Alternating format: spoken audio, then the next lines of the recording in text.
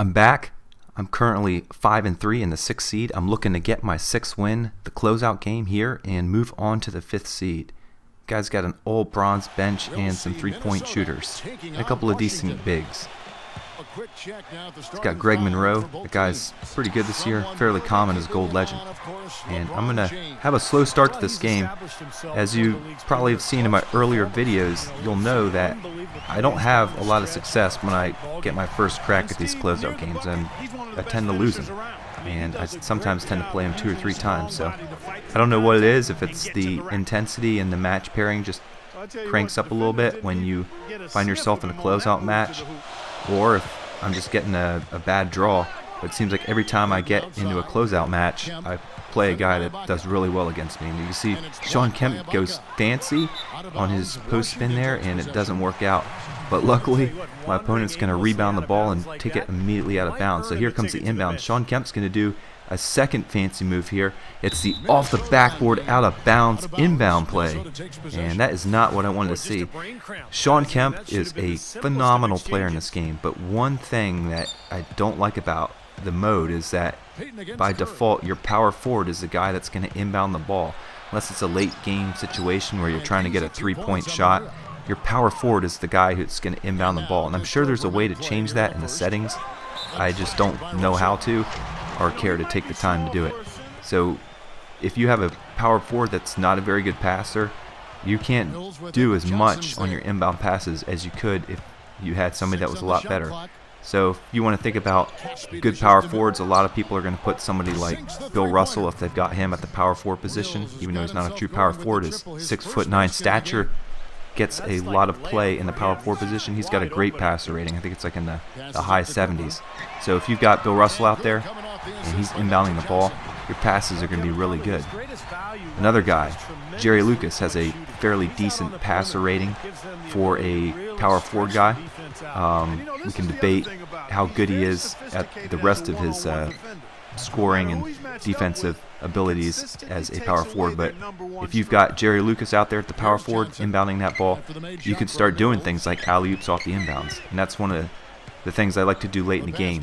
So if I know that I'm going to alley-oop it off the inbound and I'm coming out of a timeout and I can make some substitutions, I'm actually going to take somebody other than a power forward or somebody that has really good passing ability and put that guy in at the 4. So LeBron, it's a natural choice. If you want LeBron on the court and you've got other people who you know you can alley-oop it to, put LeBron at the 4, and that way when you throw that inbound pass, it's going to be very accurate. And that way you can get those alley-oops off.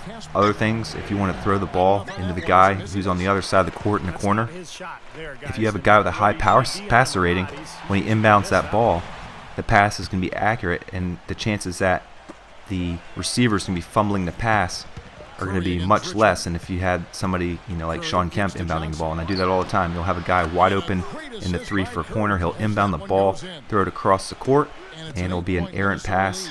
It'll take the shooter a few seconds to gather himself, and by that time the defense is closed out and it's too late to take the shot. So follow that trick and hopefully you'll be a little bit more successful when you inbound the ball in those late game situations. I am down by 8 right now, and this team, I got to respect this guy for playing hard, but I also got to believe that my team should be playing a lot better. I'm way down. You can see I just jack up another contested 3 with Mitch, and I'm just not playing to my potential. I've got an all-star team out there. There's no reason why I should be down. I should be crushing this guy. And there we go again. I'm now down by 10, and it's starting to sink in. Is this going to be another one of those games where I just get destroyed by an opponent who's jacking up 3s? I don't know. Hopefully I can get something going. You can see Mitch there is finally starting to make some shots now that I'm giving him open shots. There's something that I've been experimenting with a little bit, and in future games I've discovered it to be true. The momentum in this game is important. You need to be able to recognize when you have or have lost the momentum and be able to react accordingly. And that's something I'm not going to do in this game, and I'll talk about that more in a future video as Mitch hits another clutch 3-pointer, and he is closing that gap. It was a 10-point game. Now it's a 4-point game on the count of 2 threes. And now Mitch is picking up the ball that GP jarred loose. We got a through the legs pass by Wilt for the nice lay-in. There's some teamwork there. Gary Payton is pulling his weight, getting those steals. I couldn't be happier. He came up big when he needed it, and he gave me the burst of offense I needed. There's another layup that Wilt can't even stop by Greg Monroe.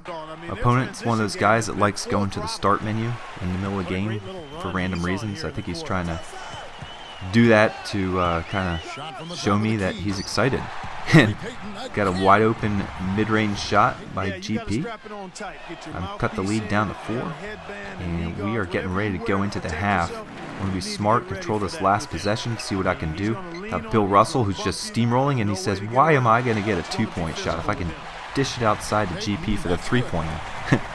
Now clearly that wasn't designed that way. I just, for whatever reason, couldn't get the shot sticks to work for me, and that's why Bill Russell's going to go right under the hoop and dish it outside. But it actually worked out. Sometimes you get the break, and with time winding down, let's see if I can score again. No, I can't. Mitch Richmond's getting blocked, and he's got Orlando Johnson dishing it off to Bellinelli. Luckily that doesn't work out. I get the rebound, the last second attempt here. Let's go all the way with Sean Kemp, and no, he does a layup animation. Time runs out. It's no good anyway, and that takes us to the half. Tight game, still down by 1. I'm happy. I've got the momentum going for me, and I get a steal. Bill Russell is going there for the dunk, taking that all the way to the rack, and now I have the lead back. It's been a long time. I, for a while there, thought in the second that I wasn't going to get this game until Mitch Richmond bailed me out and I had that defense going. Now things are starting to look up. Got Mitch Richmond pass along, and Bill Russell goes in, and he does a ridiculous layup. Man, you know, I'm not 80 years old, but I can't imagine Bill Russell actually played like that. And if he did, my hat's off to him. I guess that's why he's a 99 overall. But you get some insane animations out of him, between alley-oops and all kinds of stuff. I didn't think the alley-oop even existed back in the 1960s, but I've seen Bill Russell do 360-degree alley-oop dunks. That's just incredible. And he also posterized people left and right. As you can see, I lost a lot of open shots there with Mitch Richmond. But there he is, open. He gets a closeout, and now he's covered, and that shot does not go in. He's got his 3-point shooter, Steph Curry, wide open. He's going to continue to dribble, trying to find the open man. He's down by 1. There he is, Clark for 3, and that does not go in. But he's got strong hands on his players. He's continuing to get possession of the ball, and I'm there breaking up the passes. The ball is just all over the place. He continues to get all the loose balls, and finally I'm going to have to send Curry to the line.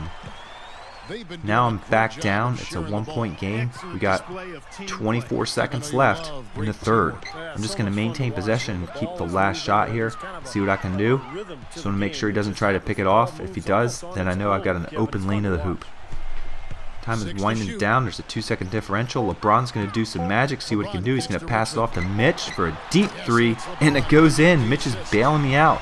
Mitch likes the comeback. And I'm going to pick off that last second pass, and now I'm back up on top. I got this lead going into the fourth. And we're around 2 minutes into the fourth quarter here. Got my backups in right now. That's Magic at the point guard to Michael Cooper. It was a fantastic backcourt back in the mid-'80s for the Lakers. And I've also got another Laker all-time great in Wilt Chamberlain out there, though he did most of his damage with the 76ers. Dwight Howard's going to round it out at the 5 for me. And Michael Cooper does what he does best. And that was a monster throwdown by him. He is always providing a big boost off the bench, defensively and offensively. He can drain the 3, throw it down, and with Magic back there, I feel really good about the communication going on between those 2 former teammates. As you can see, I'm just trying to get my defense into the lane. Magic Johnson's so tall, he gets that block, and then he spikes it off the dude's back. I get possession, and now we're running down the court. It's an 11-point game right now. You know what his game plan is going to be. He's just going to try and take some 3s with Steph Curry, because that's what he's got to do, and it's going to be my job to stop him. We've got a minute 30 left in the game. A lot can happen. He hits a 3. Nope, he misses. I don't know who Clark is, but I got Magic. He throws a long down-the-court pass to Melo, wide open, and that is a 3-point shot right there. Blows it open. Now I'm up by 14, and I've got this game. He's just going to start shooting some shots. D12 always gets the rebound. Melo, let's see if we can do this again. Another wide open three, and he bombs that in too. It's great having a guy like Melo on the bench that can come in and light it up from downtown. That's the icing on the cake, and time is winding down. Got this game in hand. He's trying to jar the ball loose. I don't blame him. I'd be doing the same thing. Sean Kemp, let's try a post move. He doesn't want me to hold on to the ball. He wants to contest it. And that is no good. 20 seconds left. We've got one possession. Bill Russell's going to steal the ball. He's trying to get it loose. He's scratching and clawing for everything he can get. And there is 10 seconds left. Normally I play nice, but he just keeps trying to take the ball, so it's time to score again. Kemp gets into the paint, and that is good. This game is over. So I am done now with the 6th seed. It gave me a few hiccups there early on, but I'll be honest, I'm trying to feel out my team. I've got some new players in. I'm still experimenting with the lineups. I'm not 100% satisfied with the SIG skills I have on the players. But all in all, I think it was a good finish. I did have 3 games in a row there to finish out. And as you can see, Mitch Richmond is now player of the game for me this game. He was cold for the beginning of the game, but he started lighting up at the end, especially when I was down and I needed a 3-point shot badly. Mitch Richmond came up in the clutch. So I'm kind of going back and forth with him. Should I put Mitch in the game? Should I take him out? I don't know. You might see another guy at the shooting guard position in some of the next few games that I'm going to play, because I need to experiment. I mean, Mitch is great all around, but just not as good as shooting as he was last year. So that means I might have to find another guy who can light it up at any point in the game.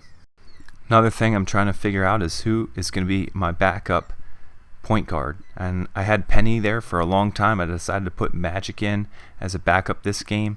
Normally I'm going to have Magic come in and operate at the power forward position, but I gave Magic a chance at point guard this game, and it didn't really work out for me the way I was expecting.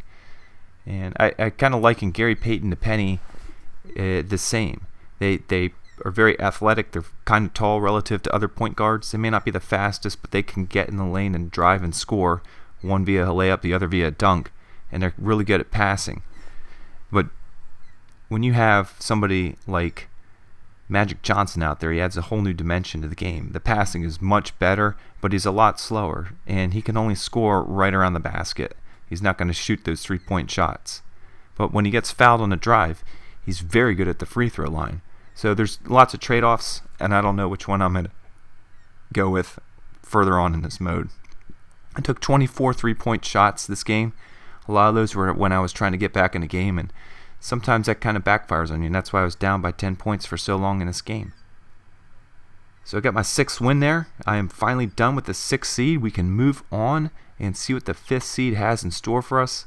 And I'll say this round had some ups and downs. Let's see who I get in the pack. It's Jaren Jackson. Pretty good player. He's definitely not that exciting. I think there's much better silver players you can play with, but he's good. And not going to make my team, but I may play an all-silver match with him. But I'm done and looking to see what the 5th seed has in hold for me. Thanks for watching my video.